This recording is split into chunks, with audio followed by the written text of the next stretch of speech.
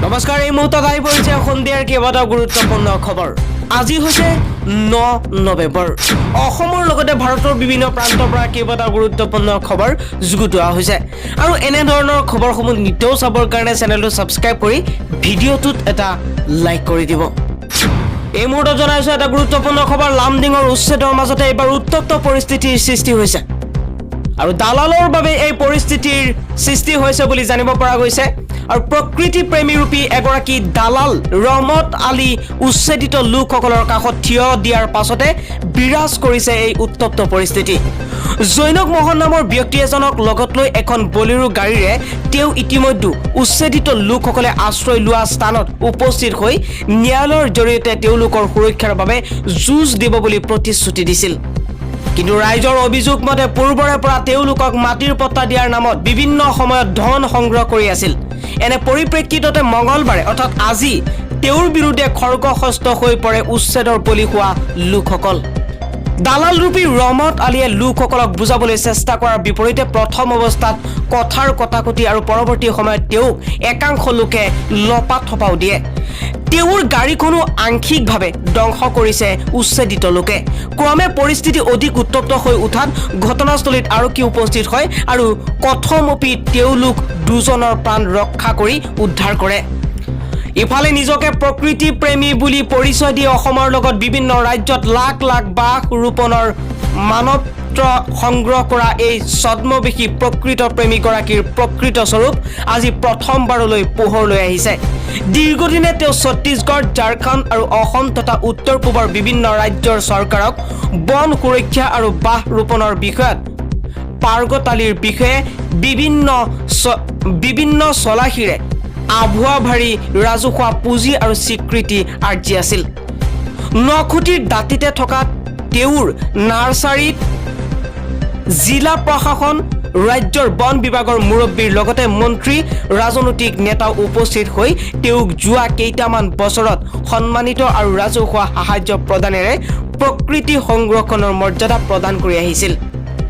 পৰৱৰ্তী খবৰটো হৈছে এইবাৰ কোভিড ভেকচিন বাধ্যতামূলক কৰাক লৈ হাজাৰ হাজাৰ লোকৰ প্ৰতিবাদ আৰু হাজাৰ হাজাৰ লোকে আমি পৰীক্ষাগাৰৰ এন্দুৰ নহয় বুলি কোভিড ভেকচিন বাধ্যতামূলক কৰাক লৈ প্ৰতিবাদ সাব্যস্ত কৰিছে। নিউজিলেণ্ডত কোভিড ভেকচিন বাধ্যতামূলক কৰাৰ বাবে নিৰ্দেশ দিয়াৰ পাছতে হাজাৰ হাজাৰ লোকে নিউজিলেণ্ডৰ সংসদ ভৱনৰ বাহিৰত প্ৰতিবাদ সাব্যস্ত কৰিছে। কোভিড মহামাৰী ৰোধৰ নামত নিউজিলেণ্ড চৰকাৰে কোভিড ভেকচিন আৰু লকডাউন বাধ্যতামূলক কৰাৰ কথা ঘোষণা কৰাৰ পাছতে দেশখনৰ সহস্ৰাধিক নাগৰিকে এইদৰে সংসদ ভৱনৰ সন্মুখত চৰকাৰৰ বিৰুদ্ধে বিৰোধিতা কৰিছে। প্ৰতিবাদকাৰীসকলে হাতে হাতে বেনাৰ, প্লেকাৰ্ড লৈ প্ৰতিবাদ সাব্যস্ত কৰিছে আৰু কৈছে, আমাৰ স্বাধীনতা আছে, কিবিসকল পৰীক্ষাগাৰৰ এন্দুৰ নহয়। প্ৰতিবাদস্থলীত একাংশ প্ৰতিবাদকাৰীয়ে এইদৰে মন্তব্য কৰিছে। উল্লেখযোগ্য যে বিগত মাহত নিউজিলেণ্ড চৰকাৰে দেশখনৰ সকলো শিক্ষক আৰু স্বাস্থ্য ক্ষেত্ৰত কাম কৰা কৰ্মচাৰীৰ বাবে কোভিড ভেকচিন বাধ্যতামূলক কৰিছিল। নিউজিলেণ্ডে এতিয়ালৈকে বহু পৰিমাণে অন্য দেশসমূহৰ তুলনাত কোভিড সংক্ৰমণ ৰোধ কৰিবলৈ সক্ষম হৈছে। পৰৱৰ্তী খবৰটো হৈছে এইবাৰ কিডনীৰ বিনিময়ত চৰকাৰী চাকৰিৰ অফাৰ। এটা নিম্ন বৰ্গৰ চাকৰিৰ বাবে কিডনী দান কৰি বিপদত পৰিছে নগাঁৱৰ এজন যুৱক। চাকৰিৰ আশাত অসম শক্তি বিতৰণ কোম্পানী লিমিটেডৰ মুখ্য মহাপ্ৰবন্ধকৰ আত্মীয়ক বৃক্ষ দান কৰাৰ এক গুৰুতৰ অভিযোগ উত্থাপন কৰিছে নগাঁৱৰ এগৰাকী যুৱকে। নগাঁও চহৰৰ সমীপৱৰ্তী ডিফলুৰ শিৰোমণি শইকীয়া নামৰ এজন যুৱকে APDCLৰ মহাপ্ৰবন্ধক কৰবী বৰা ডেকাৰ বিৰুদ্ধে এই অভিযোগ উত্থাপন কৰিছে। বিগত 2020 বৰ্ষৰ 31 ডিচেম্বৰত শিৰোমণি শইকীয়াই APDCLত চাকৰি লাভৰ আশাত APDCLৰ মুখ্য মহাপ্ৰবন্ধক কৰবী বৰা ডেকাৰ স্বামী দীপ্তাকৰ ডেকাক বৃক্ষ দান কৰাৰ কথা সংবাদ মাধ্যমত অৱগত কৰিছে।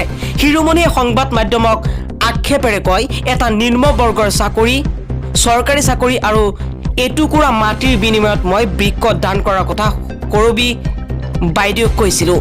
বাইদেৱেও মোৰ প্ৰস্তাৱ মানি মোক বৃক্ষ দান কৰিবলৈ কৈছিল, কিন্তু বৃক্ষ সংৰোপণৰ পিছৰ পৰা তেওঁলোকে মোৰ লগত যোগাযোগ সম্পূৰ্ণৰূপে বিচ্ছিন্ন কৰিলে।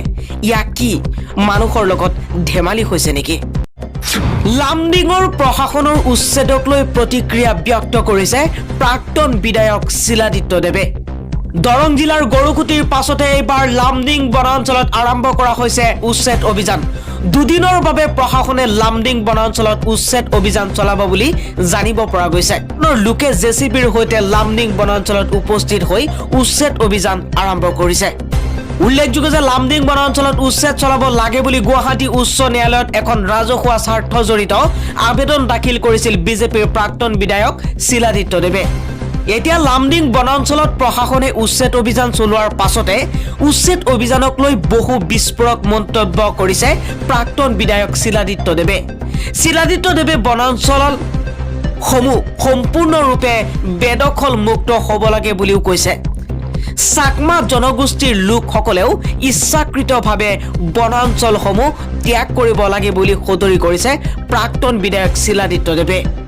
বিজেপিৰ প্ৰাক্তন বিধায়ক শিলাদিত্যদেৱে লগতে কৈছে বনাঞ্চলত জাত পাত নাচাই যিসকলে বেদখল কৰি আছে সকলোকে উচ্ছেদিত কৰিব লাগে বুলি মন্তব্য কৰিছে। এই মুহূৰ্তত জনাইছে গুৰুত্বপূৰ্ণ খবৰটো। বিধায়ক শিলাদিত্যদেৱে কৈছে যে বনাঞ্চলত জাত পাত নাচাই যিসকলে বেদখল কৰিছে তেওঁলোককেই উচ্ছেদ কৰিব লাগে। পৰৱৰ্তী খবৰটো হৈছে অসমত কৰোনাৰ সংক্ৰমণ বৃদ্ধি পোৱাৰ বাবেই মাইক্ৰ কণ্টেইনমেণ্ট জোন ঘোষণা কৰি 7 দিনৰ বাবে বন্ধ কৰি দিয়া হৈছে মহানগৰীৰ এখন বিদ্যালয়। গুৱাহাটী মহানগৰীৰ লখৰাস্থিত নেশ্যনেল পাব্লিক স্কুলৰ শিক্ষক আৰু ছাত্ৰ ছাত্ৰী কোভিড সংক্ৰমণ ধৰা পৰাৰ পিছতে প্ৰশাসনৰ ফালৰ পৰা 7 দিনৰ বাবে মাইক্ৰ কণ্টেইনমেণ্ট জোন ঘোষণা কৰা হৈছে। যোৱাকালি মহানগৰীৰ আগশাৰী ব্যক্তিগত খণ্ডৰ শিক্ষানুষ্ঠানখনৰ 16 গৰাকীকৈ ছাত্ৰ ছাত্ৰীৰ দেশত ধৰা পৰিছে কৰোনাৰ অৱস্থিতি। বিজেপিৰ ৰাজ্যিক সভাপতি ভৱেশ কলিতাৰ এক মন্তব্য। ভৱেশ কলিতাই কৈছে গেৰুৱা হ'বলৈ বাকী নাই উজনি অসম। প্ৰয়াত মুখ্যমন্ত্ৰী হিতেশ্বৰ শইকীয়াৰ পুত্ৰ অশোক শইকীয়াই আদালতৰ পৰা জামিন পালে যদিও CBIয়ে অশোক শইকীয়াক যোৱাকালি সৰু মটৰীয়াৰ বাসগৃহৰ পৰা গ্ৰেপ্তাৰ কৰা বিষয়টোক লৈ অব্যাহত আছে কংগ্ৰেছ বিজেপিৰ অভিযোগ প্ৰতি অভিযোগ। অশোক শইকীয়াৰ গ্ৰেপ্তাৰক বিজেপিৰ ইয়াৰ ষড়যন্ত্ৰ বুলি আখ্যা দিছে কংগ্ৰেছে। বিজেপিয়ে দেৱব্ৰত শইকীয়াক বিজেপিলৈ আনিবৰ বাবে হেঁচা প্ৰয়োগ কৰিবলৈ অশোক শইকীয়াক গ্ৰেপ্তাৰ কৰা বুলি অভিযোগ খোদ অশোক শইকীয়াৰ ভাতৃবিৰোধী দলপতি দেৱব্ৰত শইকীয়াৰ। অশোক শইকীয়াৰ গ্ৰেপ্তাৰত কংগ্ৰেছৰ অভিযোগৰ উত্তৰ দিছে ৰাজ্যিক বিজেপিৰ সভাপতি ভৱেশ কলিতাই। আৰু ইয়াক লৈ ভৱেশ কলিতাই কৈছে এইবোৰ হেঁচা প্ৰয়োগ কৰা কথা নহয়। আমি কাৰোবাক ভয় ভাবুকি দি দললৈ আনিব লগা অৱস্থা হোৱা নাই। উজনি অসম ইতিমধ্যে গেৰুৱা হ'লেই ইয়া আমাৰ বাবে যথেষ্ট। অশোক শইকীয়াক ইতিমধ্যে NBW দিয়া হৈছে, কিন্তু তেওঁ আদালতক অসন্মান কৰিছে, সেই হেতুকে তেওঁক গ্ৰেপ্তাৰ কৰা হৈছে। বিজেপিয়ে NBW দিব নোৱাৰে, গতিকে বিজেপিৰ ওপৰত অভিযোগ তুলি লাভ নাই বুলি মন্তব্য ভৱেশ কলিতাৰ।